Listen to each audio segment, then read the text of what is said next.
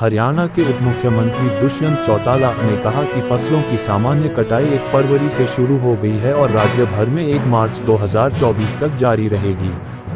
उन्होंने इस दौरान प्रदेश में ओलावृष्टि से हुई फसलों के नुकसान की रिपोर्ट जिला प्रशासन को देने के निर्देश दिए हैं। साथ ही किसान स्वयं राजस्व विभाग के मुआवजा पोर्टल पर नुकसान की रिपोर्ट अपलोड कर सकते हैं। उन्होंने कहा कि सारी रिपोर्ट आने के बाद किसानों को उनके नुकसान की भरपाई की जाएगी। डिप्टी सीएम, जिनके पास राजस्व एवं आपदा प्रबंधन विभाग का भी प्रभार है, रविवार को चंडीगढ़ प्रेस क्लब में एक संवाददाता सम्मेलन को संबोधित कर रहे थे।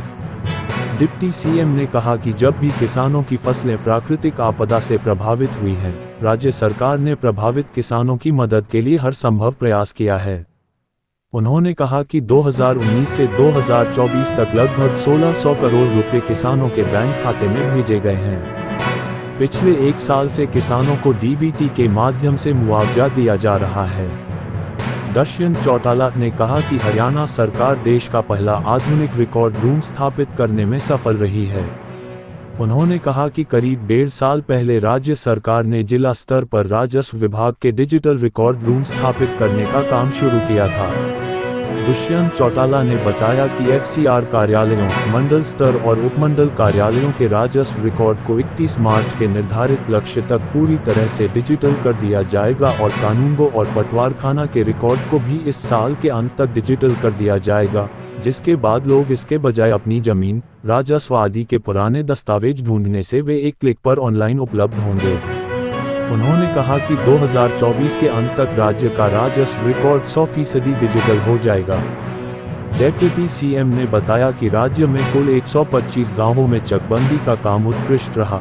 कई बार अधिकारियों की बैठकें कर जिम्मेदारी ली गई, इससे काम में तेजी आई और आज केवल 54 गांवों में चकबंदी बाकी रह गई है।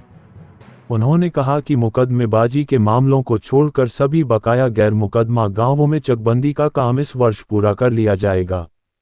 उप मुख्यमंत्री ने राज्य में बढ़ते राजस्व पर प्रसन्नता व्यक्त करते हुए कहा कि वित्त वर्ष 2019-20 में जहां स्टाम्प शुल्क से 6,200 करोड़ रुपए की वसूली हुई, वहीं नागरिकों को सुविधाएं प्रदान करने से सरकार अब तक लगभग 10,000 करोड़ रुपए राजस्व के रूप में एकत्र कर चुकी है। भुगतान कर दिया गया है, जबकि फरवरी और मार्च का महीना अभी बाकी है, जिससे राजस्व में और बढ़ोतरी होगी। उन्होंने बताया कि सरकार ने स्टाम्प शुल्क दर में भी बढ़ोतरी नहीं की, फिर भी राजस्व में उल्लेखनीय वृद्धि हुई है।